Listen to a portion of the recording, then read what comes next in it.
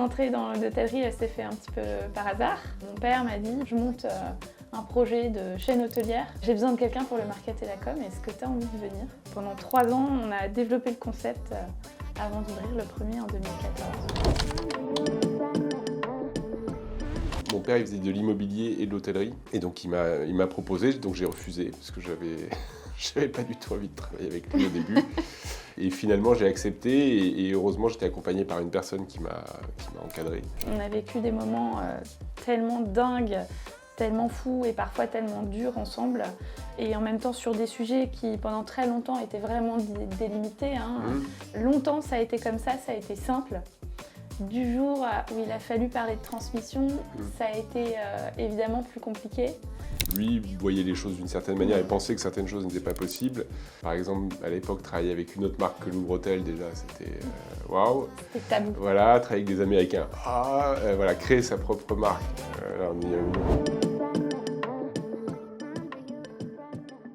Moi, mon entrée dans l'hôtellerie, elle s'est fait un petit peu par hasard.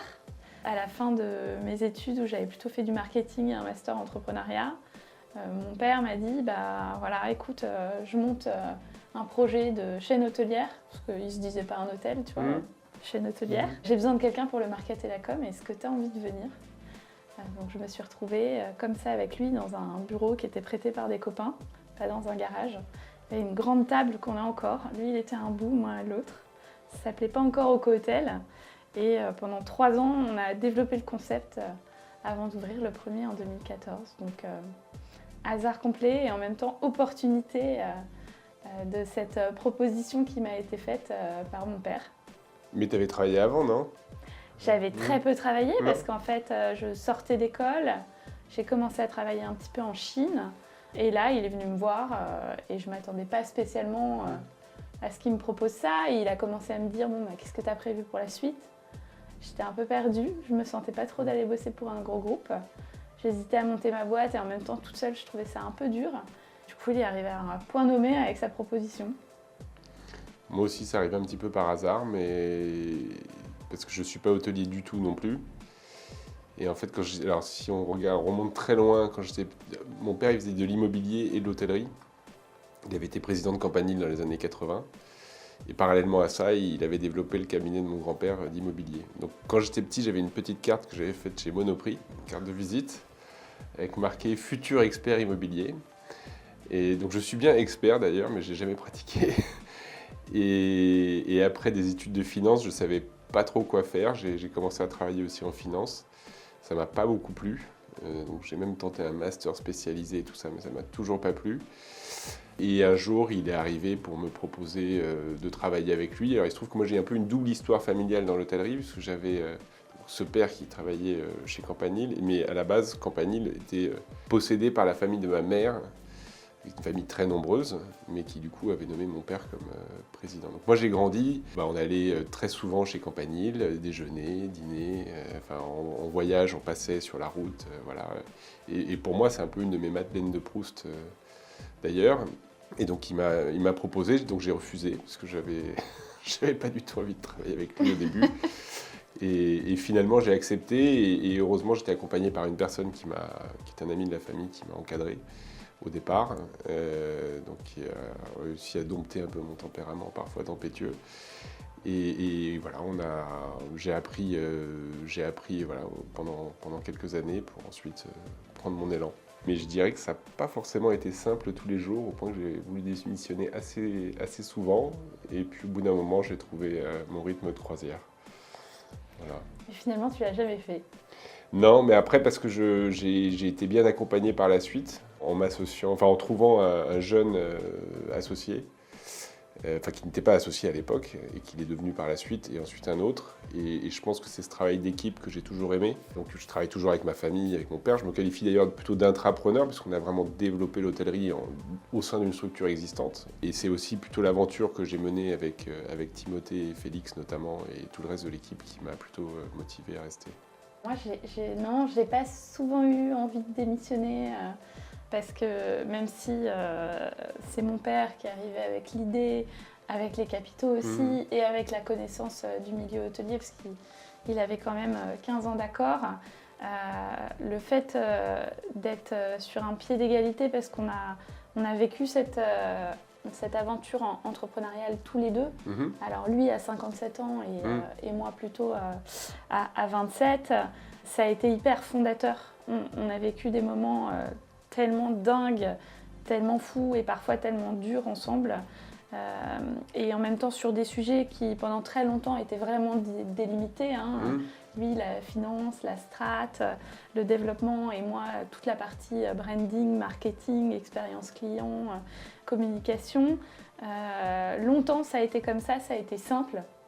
Du jour où il a fallu parler de transmission, ça a été évidemment plus compliqué. Et en même temps, j'ai l'impression que ça allait un peu dans toutes les familles. Parce que pour celui qui donne le flambeau, il y a quelque chose de pas du tout évident à donner son bébé à quelqu'un qui l'a aussi construit, donc qui revendique aussi un peu la parentalité. Et ça a été beaucoup en tout cas, de respect, je pense, des deux côtés. Moi, j'ai pris le temps, longtemps, que les choses se fassent. Et en même temps, par moments, c'était important aussi de dire ce dont j'avais envie. Et je me suis posé la question. Est-ce que j'y vais parce que vraiment j'en ai envie, vraiment je me crois capable, vraiment j'ai envie de construire une nouvelle page de l'histoire, ou est-ce que je le fais parce que c'est un peu ce qui est tracé, c'est potentiellement ce qu'on attend de moi, et pour autant, vu l'engagement que ça demande et parfois les sacrifices, un certain nombre de choses, j'ai eu besoin de me poser vraiment cette question-là. Alors que moi, le flambeau, on me l'a donné tout de suite. Et en gros, débrouille-toi avec ton flambeau. Mais j'étais pas du tout prêt non plus. Donc c'est pour ça que j'étais encadré au départ. Et puis j'ai pu prendre mon élan progressivement. Et puis en ayant quelques réussites au départ, ça m'a donné aussi confiance pour porter ce flambeau. Et ensuite avancer et développer. Puisque nous, quand je suis arrivé, il y avait à peu près... j'ai pas le chiffre exact, mais peut-être 12 hôtels en gestion, et c'était Louvre Hôtel qui les gérait en direct. Donc nous, on était un ancêtre de l'asset manager. Maintenant, on en a à peu près 85 en gestion directe, et plus du tout sur la même typologie d'actifs. Mais bon, tout ça, ce n'est pas fait en un jour, mais ça a nécessité un travail surtout d'équipe. C'est peut-être une différence qu'on a avec la génération d'avant. J'ai le sentiment qu'on a cette dimension collective. On a besoin de s'entourer parce qu'on considère qu'on n'a pas réponse à tout, mais aussi parce qu'on aime cette dimension-là dans notre travail. Moi, j'aurais jamais envisagé de diriger seule.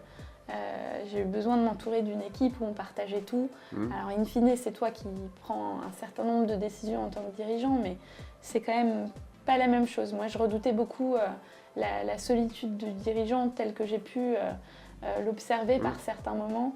Je sais que ce qui m'a beaucoup aidée, toi tu disais que tu as été très entourée au début par des personnes qui t'ont accompagnée. Moi, j'avais pas forcément ça en interne, mais je me suis beaucoup appuyée. C'était pire que ça, c'était quelqu'un chez qui j'allais en vacances quand j'étais petit. J'étais très ami avec ses enfants, je l'appelais monsieur et tout ça, et puis après j'étais devenu son N+1, c'était un peu compliqué. Mais non, on s'était toujours très bien entendu et il a toujours été super aidant avec moi. Top chaperon coach. Exactement, bien meilleur que mon père, même si mon père, en fait, c'était la contrepartie, c'est qu'il m'a laissé beaucoup de liberté, mais à la fois il faut savoir l'apprivoiser, cette liberté, et au début, quand tu es un peu jeune, tu manques un peu de cadre. Il a fallu du coup essayer de trouver son chemin et forcer aussi des portes, parce que lui voyait les choses d'une certaine manière et pensait que certaines choses n'étaient pas possibles. Du coup, ça m'a donné encore plus envie d'essayer des choses qui, sur le papier, n'étaient pas possibles. Donc, c'était des choses bêtes, mais par exemple, à l'époque, travailler avec une autre marque que Louvre Hôtel, déjà, c'était waouh. C'était tabou. Voilà, travailler avec des Américains. Créer sa propre marque. Lui avait quelque part créé une marque il y a très longtemps, mais dans un plus grand groupe. Donc finalement, c'est franchir toutes ces barrières et lui montrer que quelque part, il y avait une réalité derrière, économique, ou à plein de niveaux qui marchait. Je pense que le passage de génération, ça permet aussi de préserver un peu l'audace. Je crois qu'il y a un moment où ils se sont tellement battus, il y a des choses qui tournent, ils n'ont pas forcément envie de remettre all-in sur des nouveaux sujets, là où quand tu arrives avec encore pas mal d'années de carrière devant toi, tu n'as plus envie d'aller tester des trucs. Moi, j'ai eu un besoin un peu de me sentir alignée quand j'ai vraiment pris les rênes. Il y avait des tas de choses dans la boîte que j'adorais parce que j'avais contribué à les créer et que On a heureusement avec mon père un certain nombre de valeurs communes. Ça fait aussi partie de l'éducation qu'il nous a donnée à tous les quatre. Mais il y avait des sujets sur lesquels j'avais besoin qu'on s'affirme. Et notamment quand on est devenu entreprise à mission en avril 2023, j'avais besoin qu'on se mette un cadre hyper clair, une ambition forte et une méthodologie sur l'ensemble des sujets environnementaux et sociaux. Ça avait toujours existé chez nous, hein, sous l'impulsion de mon père et de la mienne. Mais là, on s'est doté vraiment d'un cadre, d'une trajectoire. C'était un peu mon coming out de la RSE sur le milieu. Ce que je suis en train de faire actuellement. Voilà. Je suis plus tardif que toi, moi je suis suiveur, tu vois, je suis toujours solenne. Mais moi, le RSE, je l'ai découvert un peu par hasard, enfin pas par hasard, je pense que c'est aussi ancré en moi, mais c'est des trucs tout bêtes, je sais même pas pourquoi je raconte ça ici, mais on habitait 1 an à la campagne, parce qu'on faisait des travaux chez nous qui devaient durer 2 mois, qui ont duré évidemment 18 mois. Et du coup, j'ai mis mes enfants à l'école et tout ça, et du coup, on a beaucoup plus vécu au rythme des saisons. Et c'est un truc con, mais la mairie faisait payer le bac poubelle et pas le bac papier. Donc on s'est mis à trier un peu comme... Enfin, j'ai jamais vu la facture en plus, mais on s'est mis à trier un peu par jeu et c'est devenu une habitude. Et après, il y avait aussi... Je me suis pas mal cultivé sur le zéro déchet, les choses comme ça, parce que à la campagne, il n'y a pas un supermarché en bas de chez soi, donc il faut essayer d'être astucieux. Toujours, on vit aussi avec ce qu'il y a dans le jardin parfois. Moi, c'est un peu c'est la graine que j'ai commencé à planter. C'est peut-être une graine que j'avais plantée il y a très longtemps, mais que j'ai commencé un petit peu à arroser à ce moment-là.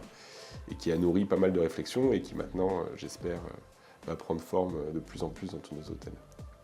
Ouais, mais c'est chouette de voir que ça commence à être le sujet de beaucoup d'acteurs indépendants. C'est peut-être plus simple dans les groupes indépendants de mettre en place ce type de démarche. Et surtout, ça marche mieux quand c'est incarné. Donc le fait que toi, ça te parle, c'est plus simple après de partager avec les équipes. Non, c'est vrai que ça... Mais alors nous, on se fait aussi un petit peu accompagner pour mettre du cadre, parce que moi j'ai généralement plein d'idées, mais je ne sais pas forcément les mettre en forme. Et puis pour justement essayer de fixer cette trajectoire et essayer de contaminer un peu tout le monde, puisque finalement les gens... Enfin, j'ai 2 exemples au bureau, tout le monde se fout de ma gueule, mais j'interdis les bananes. Alors tout le monde peut acheter des bananes et manger autant de bananes qu'il veut, mais nous on offre des fruits à nos salariés au bureau et il y a marqué pas de bananes partout, parce que généralement elles ne viennent pas d'une proximité immédiate. Ça c'est le petit truc qui est... Et l'autre chose, c'est que je demande la clim, puisqu'on est climatisé chez nous, à des températures assez précises. Évidemment, personne ne respecte, mais si on ne commence pas à le respecter chez nous, comment est-ce qu'un hôtel va commencer à le respecter C'est ce petit travail d'acculturation qui est lent, mais on y arrive progressivement. Et puis tu viens en vélo. Et je viens en vélo. Électrique maintenant, avant je venais sans électricité. Hein. Alors, je ne sais pas si c'est un détail, mais s'associer avec une personne externe à la famille, c'était plutôt un grand pas, mais ça m'a paru être hyper nécessaire. Parce que vivre en vase clos, ou je sais pas, je suis pas sûr que ça enrichisse vraiment le truc. Donc c'est entre guillemets un petit risque, parce que potentiellement tu te dépossèdes. Mais in fine, quand on voit l'accroissement de tout ce qu'on a fait depuis, c'était une évidence. Après, c'est aussi trouver la bonne personne avec qui s'associer. Moi, j'estime que c'était une très bonne idée. Mon père et mon oncle nous ont suivis là-dessus. Ils ont aussi vu ça comme une évidence. Mais il a fallu quand même un petit peu leur mettre les choses devant les yeux. Mais pour moi, le fait qu'il y ait des personnes externes, ça permet de faire croître l'entreprise de manière parfois exponentielle. Mais chacun a son secret, tu vois. Son secret, c'est pas un secret d'ailleurs en l'occurrence. Chacun a le truc qui lui convient. Moi, je suis très attachée à l'idée de cohérence à l'échelle de la marque. Quand on a construit Oco, je trouvais que la façon dont les marques hôtelières étaient travaillées, c'était pas toujours très poussé sur le lien entre l'expérience que tu vis à l'hôtel, le service, la qualité du design, le positionnement F&B, ce que tu découvres de la marque en termes de communication sur les réseaux sociaux, le site web, etc. Et je trouve qu'il y a plein de choses qu'on a pu emprunter aux autres types d'industries, des choses qu'on trouve dans le retail par exemple, dans l'industrie du luxe, qui sont venues nourrir au fur et à mesure l'hôtellerie. On a pu prendre beaucoup plus de liberté, s'amuser de certains codes. Je pense que tout ça, ça a donné aussi ce qu'on appelle maintenant le lifestyle, même si je suis incapable de décrire ce qu'est le lifestyle. Enfin, je vois comment tu as construit Orso et je pense qu'il y a cette même quête de cohérence dans la création de la marque. Je pense on crée les choses aussi en fonction de ce qui nous ressemble. Moi, j'ai pas créé Orso en faisant quelque chose qui pouvait plaire aux gens. J'ai fait quelque chose qui, je pense, me plaisait en me disant que peut-être ça pourrait plaire à d'autres personnes aussi. J'ai pas essayé d'imposer ma vision, mais disons que j'ai constaté que souvent, soit on désincarnait beaucoup les hôtels, soit on processait trop. Nous, on a essayé de se recentrer sur des choses dites simples. Alors, ça ne veut pas dire facile. Souvent, on confond simplicité et simplisme. C'est quelque chose qui, en tout cas, nous ressemble, et en espérant que ça plaise au plus grand nombre. Si parfois, ça fait des mécontents, des gens qui ne s'y retrouvent pas forcément. Mais il y a d'autres hôtels pour les accueillir. Tu vois, ça c'est marrant parce que moi, en tant que marketeuse de formation, j'ai pas forcément mis dans le produit OCO ce que j'aimais moi à titre personnel. Okay. Je te dis pas que j'aime pas nos produits, loin de là. J'ai conscience que j'ai une cible qui est pas forcément toujours la mienne, enfin en tout cas pas dans tous mes usages, et j'essaie d'orienter le produit sur cette cible-là. Après, bien sûr qu'il y a une sensibilité un peu personnelle. J'ai une petite casquette direction artistique, donc quand je choisis un décorateur ou une décoratrice, je vais quand même choisir des choses qui me parlent. Mais il y a plein de choses que j'adore. Je ne choisirai pas pour OCO parce que je sais que ce n'est pas cohérent avec la marque. En revanche, là où j'ai trouvé que ça jouait beaucoup, et j'ai vu la différence quand du coup j'ai pris la direction générale, là c'est devenu beaucoup plus important pour moi d'imprimer ma marque, mon style et ce qui était vraiment mes envies. Du jour où la gouvernance, ça devenait ma responsabilité et la façon dont les collaborateurs étaient traités, ça devenait mon job. J'ai été, je pense, beaucoup plus exigeante que ce que je voyais avant comme simple collaboratrice.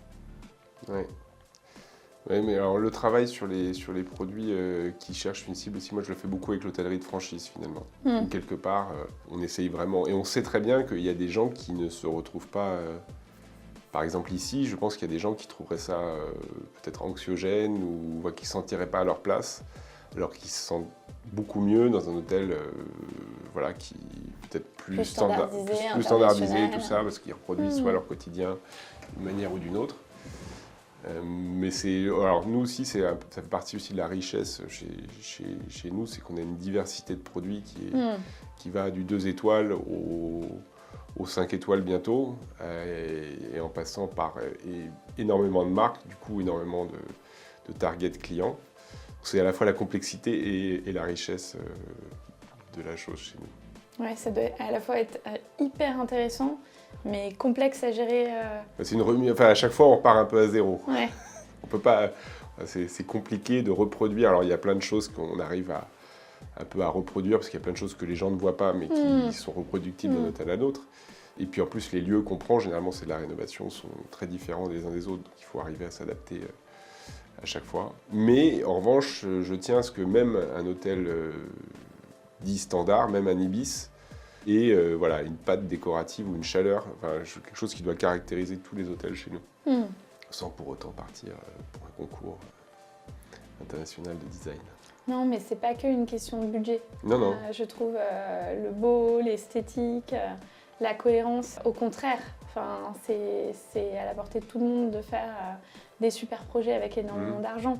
Je pense que c'est ça qu'on aime tous les deux, c'est le challenge de t'as une enveloppe, t'as un projet, quel est le meilleur déco pour raconter la meilleure histoire dans les contraintes qui sont données. Et les vrais créatifs, justement, ils sont capables de nous surprendre là-dessus. On voit souvent d'ailleurs, ma femme est hollandaise et néerlandaise, et en Hollande, il y a cette capacité à révéler des lieux avec des lignes extrêmement simples et des matériaux soi-disant pauvres ou des choses recyclées. On a d'ailleurs fait un hôtel presque totalement recyclé, on va dire, à Nice avec un architecte néerlandais. Et je trouve en revanche, on y passe un temps certain il y a du jus de neurones derrière. C'est marrant parce que je trouve que les projets dont tu te souviens le plus, c'est c'est pas forcément ceux qui ont été le plus faciles. Ah non, non, c'est sûr. C'est ceux où tu as laissé un peu des plumes, un peu des nuits de sommeil, mais où le challenge était fou. Et quand tu y arrives avec toute l'équipe, c'est tellement de satisfaction que ça soude énormément, on s'en souvient.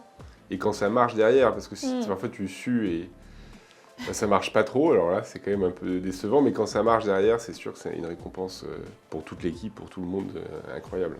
Et heureusement, ça n'a pas toujours été parfait, bien sûr, mais c'est vrai que là où j'ai passé le plus d'heures carrées, je pense que ça s'est révélé plutôt payant derrière. Je trouve que c'est la partie parfois la plus difficile du job. C'est se sentir un peu responsable de l'engagement de l'ensemble des collaborateurs et se dire que voilà, tu peux faire des tas de choses pour leur donner des perspectives, leur donner envie. Après, il y a aussi des moments, et on le vit dans le contexte actuel où d'un point de vue économique, c'est pas simple, d'un point de vue diplomatique, ça l'est pas non plus. Donc on a une activité qui peut être vraiment en dents de scie. Il faut accompagner tout ça avec énormément de constance. On a dû remotiver nos équipes après le Covid, celles qui restaient encore, puisqu'il y en a quand même beaucoup qui sont partis.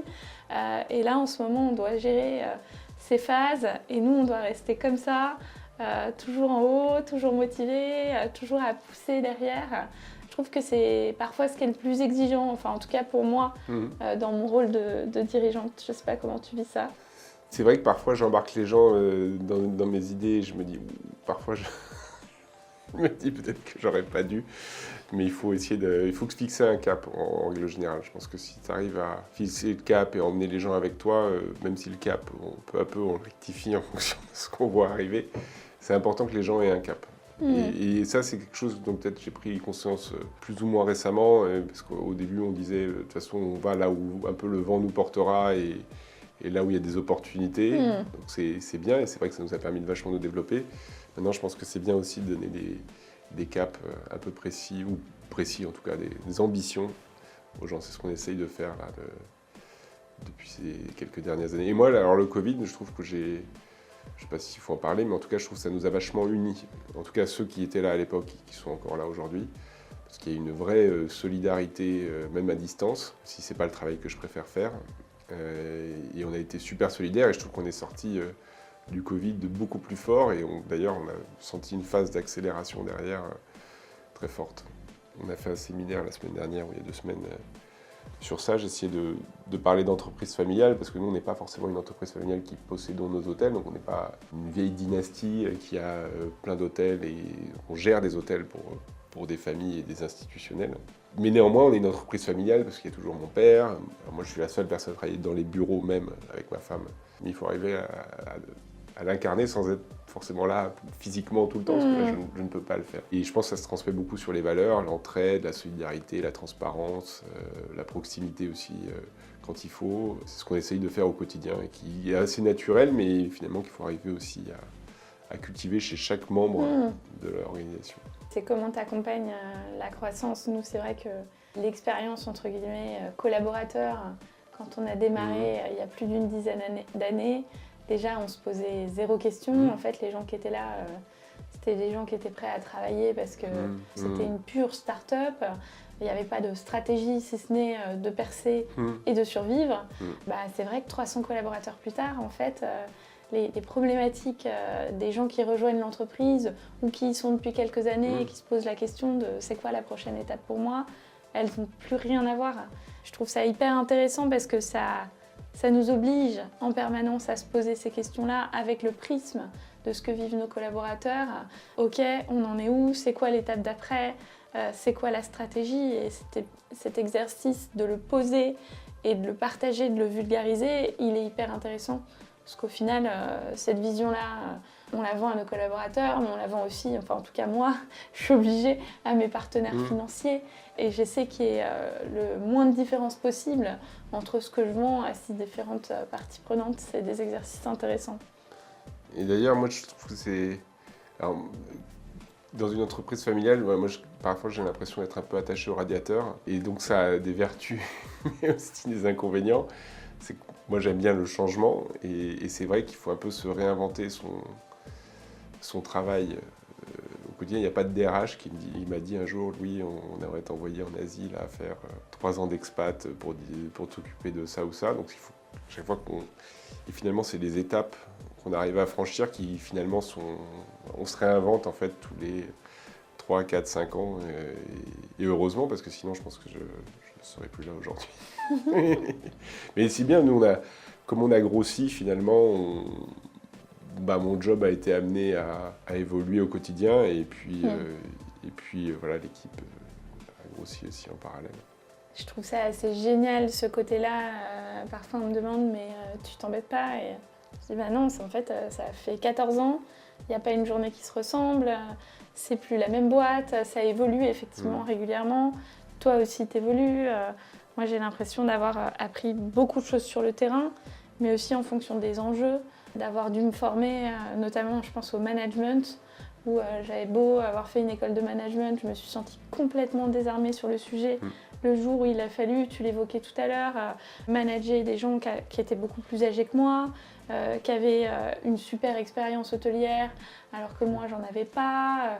Au-delà même du sujet de la légitimité quand tu es la fille ou le fils d'eux, qui est un sujet pas totalement simple, ce sujet du management et du leadership, moi, je suis partie avec les pires réflexes du monde, c'était pas du tout inné chez moi. Et heureusement que tout s'apprend. Et que tu apprends par l'expérience, mais qu'il y a aussi des tas de choses de la formation, du coaching, tout ce qu'on peut imaginer.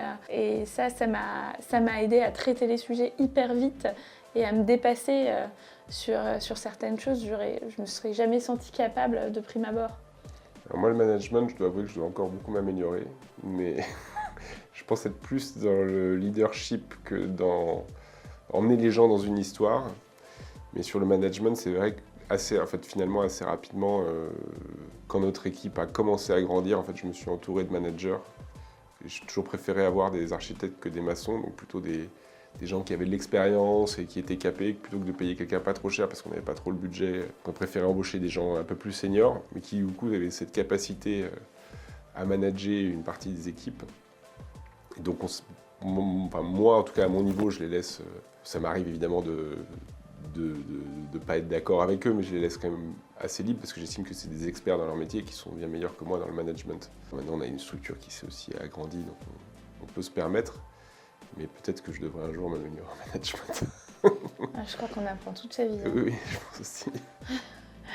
Je pense que j'ai encore du boulot. Ouais. Alors moi, j'ai cru aussi un jour que c'était fini. C'était bon. Le jour où j'ai embauché notre directeur des opérations, je me dis c'est bon, oui, c'est fini les emmerdes. Il va s'occuper de tout. Non, c'est vrai qu'il m'a supprimé un grand nombre d'emmerdes. Donc ça, c'était super. Mais non, ça m'a ouvert d'autres champs derrière. Après, moi, ma fierté, je sais pas, j'en ai plein, mais ça peut être le premier dossier que j'ai fait tout seul et qui, pour moi, m'a donné beaucoup de confiance en moi. Ça a été ce que je disais tout à l'heure, mes associés avec qui je pense qu'il y avait vraiment une belle histoire à raconter et qu'on continue à écrire tous les jours. Et puis dernièrement on fait un séminaire, on est 150, quand à l'origine, quand j'ai commencé, on était 4. Donc ça c'est une vraie fierté de voir tous ces gens ensemble qui apprennent à se connaître, qui se découvrent, qui s'entendent bien. Pas tous, mais bon, voilà, ils s'entendent généralement bien et qui font la fête ensemble. Nous aussi, on a fait un séminaire interne la semaine dernière. Il y a des collaborateurs qui sont là depuis un moment. Il y en avait un qui était là depuis 7 ans et qui a dit en feedback après ces rencontres, c'est sympa parce que c'est pas ma première édition et je trouve qu'on se marre autant qu'avant. Ça m'a fait plaisir. Ça, je suis vraiment immensément fière de ça. Je suis très très fière qu'il y ait eu de la progression en interne. Moi, le premier hôtelier qui est devenu directeur avant 30 ans, ça m'a fait vraiment plaisir pour lui. Le premier collaborateur des opérations qui a rejoint l'équipe du siège, la mobilité en interne, je trouve que c'est quelque chose de très important. Après, je suis très fière de notre marque parce que ça reste quelque chose de très spécifique de construire une marque hôtelière. Tu l'as expérimenté quand on est un acteur indépendant. C'est beaucoup plus de travail que ce qu'on pense. C'est beaucoup plus de boulot. Les gens pensent que c'est facile et tout ça, qu'on met juste un nom, un truc comme ça, mais à faire vivre tous les jours, à faire comprendre aux gens tous les jours, qu'ils arrivent à l'incarner au quotidien, c'est hyper difficile. Je pense que si c'était si facile, il y a plein d'acteurs qui l'auraient fait. Or, c'est pas le cas et on voit même aujourd'hui que la plupart des grands groupes sont plus en mesure de créer des marques eux-mêmes, mais ont tendance à racheter des acteurs existants. Donc, et tu as dit le mot incarné. Et effectivement, je crois qu'aujourd'hui, dans le marketing tel qu'il est perçu par les consommateurs, cette dimension-là, elle est importante. Et c'est pas toujours simple. Enfin, moi, ça fait un peu partie de mes débats internes. Jusqu'où tu incarnes ta marque, quand t'es pas forcément. Moi, j'aime pas particulièrement être devant, même si j'ai pris conscience que sur certains sujets, notamment la RSE, il n'y avait pas d'autre choix que de prendre son bâton de pèlerin tu nous guides et tous, d'y aller. Solène. Non, c'est gentil, mais en tout cas, ouais, c'est le moment où je me suis dit, si je vais pas parler aux autres, expliquer pourquoi il y a des choses à faire, pourquoi certaines choses sont faciles, pourquoi c'est important qu'on y aille tous, je vais rester toute seule dans mon coin à faire des trucs en me disant « Ah, c'est bien qu'on le fasse ». Et j'ai aussi été vraiment poussée par les équipes qui, à un moment, m'ont dit si on va vers ce chemin-là, va falloir qu'on s'expose en fait en tant qu'hôtel et va falloir un porte-parole, va falloir que tu y ailles, quoi. Et c'est bien aussi, c'est que tu partages beaucoup. Voilà, tu gardes pas tes petits secrets de potions magiques dans ton coin. Parce que le but, c'est pas que tu sois la seule marque à incarner ça, mais c'est que c'est d'emmener beaucoup de gens dans l'histoire. Et quelques grands groupes commencent à en prendre conscience. Enfin, pas commencent d'ailleurs, ils sont parfois assez moteurs. Accor, je trouve qu'ils, malgré tous les inconvénients d'un grand groupe, je trouve, essayent de faire quand même pas mal de choses. Et c'est bien d'emmener les gens et de partager pour que les gens se disent finalement c'est pas si compliqué de faire ci. Et moi j'ai toujours l'impression qu'on fait un peu la technique des petits pas, c'est-à-dire qu'on ne... J'ai pas l'impression de faire des grands pas de géant quand je parle de RSE, mais je pense que cette somme de petits pas fait que, in fine, on fera un premier pas de géant, puis un deuxième.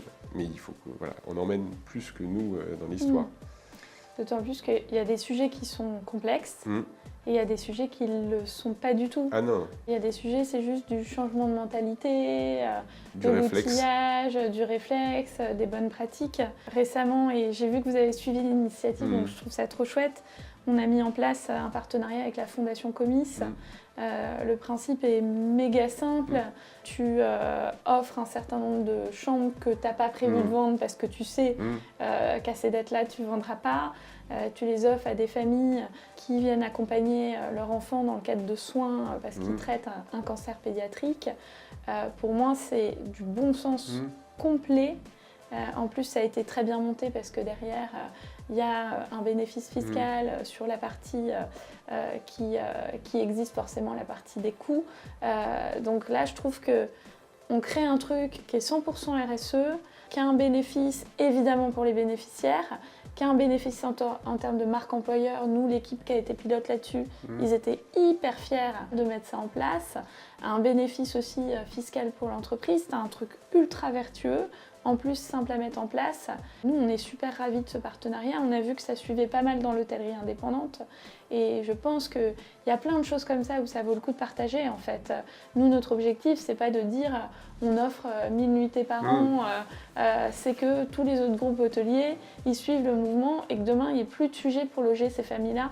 Qu'on puisse le faire dans l'ensemble de nos hôtels. Ce serait quand même, on aurait réglé un sujet incroyable en faisant un truc qui n'est pas si complexe. Non. Même la clé verte, je sais que j'ai cru comprendre que tu pensais que ça allait peut-être pas forcément assez loin, et c'est vrai que ça va pas jusqu'au bout des choses. Néanmoins, pour un premier contact avec le RSE, je trouve qu'il y a beaucoup de bon sens dans tout ce qu'il faut faire. Et finalement, les équipes, une fois qu'ils ont compris un peu le truc, des choses peuvent les choquer alors que 6 mois avant, ça les choquait plus. Et c'est déjà un premier pas vers quelque chose de meilleur. Il y a énormément de choses. Enfin, moi, je pense que déjà sur les consommations d'énergie, tout ça, il y a énormément de choses qui sont juste du quotidien, en fait. On peut mettre toutes les installations qu'on veut et tout ça, si parfois c'est des usines à gaz. Et si les gens derrière ne se l'approprient pas, ne le comprennent pas, et finalement, on n'arrive pas au but recherché. Oui, si tu n'as pas un suivi régulier de l'équipe sur place, en fait, ça ne va jamais le faire. Non, mais à commencer par les personnes en chambre, enfin voilà, le personnel de chambre, tout ça, il faut que tout le monde comprenne là où on va. Alors c'est sûr qu'ils ne voient pas forcément leur intérêt premier au quotidien, donc c'est à nous de leur faire comprendre, mais c'est pas simple. On va y arriver. Moi, je ne fais pas comme ambition première que mes enfants reprennent ça, même si ça date de mon grand-père, puis de mon père et désormais de moi, voilà, ma femme, mes enfants ou des personnes de ma famille, s'ils ont envie, s'ils sont capables, quelque part ils sortiront du lot et on jugera. Voilà. Mais c'est aussi ça d'avoir des actionnaires extérieurs, c'est qu'on n'a pas l'obligation forcément de transmettre parfois un poids, parce qu'il y a des gens qui n'ont pas envie de reprendre tout simplement. Toi, je sais pas d'ailleurs, toi tu disais que vous étiez 4 frères et sœurs, c'est ça? Pourquoi toi tu as été choisi et pas les autres? C'est peut-être pas le même endroit pour en parler. Non, mais ça fait partie des histoires familiales, tu vois, tout le monde adore ce genre d'histoire derrière. Il se trouve que ma sœur a un petit peu travaillé avec nous et qu'en fait, assez vite, elle a senti que sa vocation était ailleurs, donc maintenant elle fait des études pour devenir kiné. Et ça lui va vachement bien.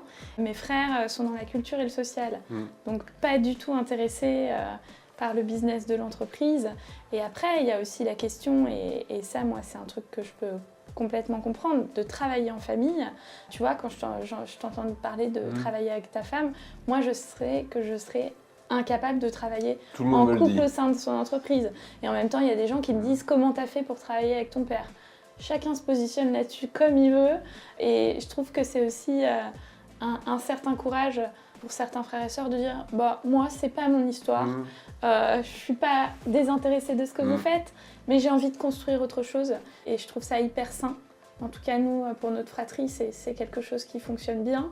Et mes enfants, ils ont 3 et 5 ans. Donc, imaginer transmettre, c'est pas du tout dans mon schéma mental, tellement ça me paraît éloigné. Peut-être que ça viendra plus tôt que prévu. J'aurais certainement pas envie qu'ils se sentent obligés de quoi que ce soit. Je pense qu'en tant que parent, j'ai surtout pour ambition qu'ils soient bien dans leur basket. Le reste, ça leur appartient. Au-delà de la transmission purement familiale, moi je suis hyper attachée à la transmission au sens large. Je trouve que j'ai eu une chance extraordinaire de me retrouver si jeune dans une aventure entrepreneuriale. Par moments, les débuts, ça me manque. Je suis hyper contente aujourd'hui de pouvoir accompagner des entreprises en tant que business angels ou en tant qu'advisor, parce que quand j'étais jeune et que je ne savais pas trop quoi faire, j'avais besoin de conseils, j'ai toqué à des portes et on m'a répondu hyper gentiment, on a pris du temps pour moi.